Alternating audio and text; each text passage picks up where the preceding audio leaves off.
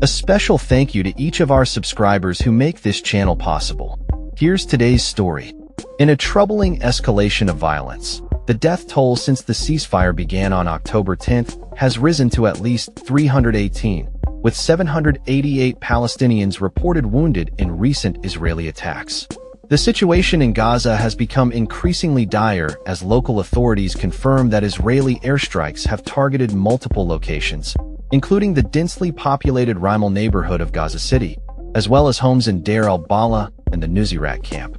On Saturday, November 22, 2025, the Israeli military reported that it had initiated strikes against Hamas targets, claiming that these actions were a response to what they described as a blatant violation of the ceasefire agreement.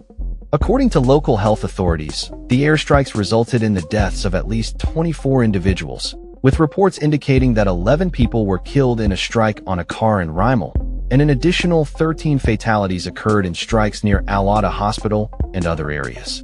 The violence has not only claimed lives, but has also left at least 54 individuals, including children, injured.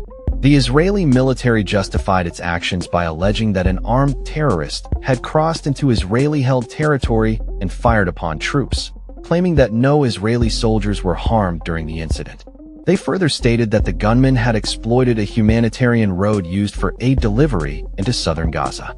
However, a Hamas official vehemently rejected these allegations, labeling them as unfounded and asserting that the Palestinian group remains committed to the ceasefire agreement.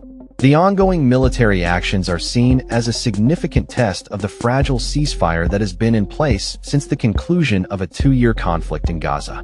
Despite some reductions in troop presence and an increase in humanitarian aid flow into the territory, violence has persisted.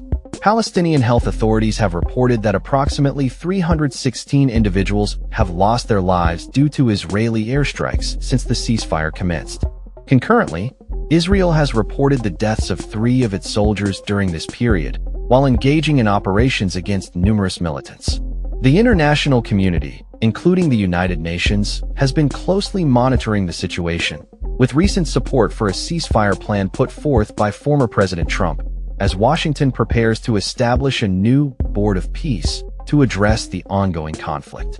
As the situation continues to evolve, the specter of renewed violence looms large, raising concerns about the future of peace and stability in the region. That's all for this story. We upload videos every day covering many different subjects, so hit that subscribe button to stay informed. Thanks for watching.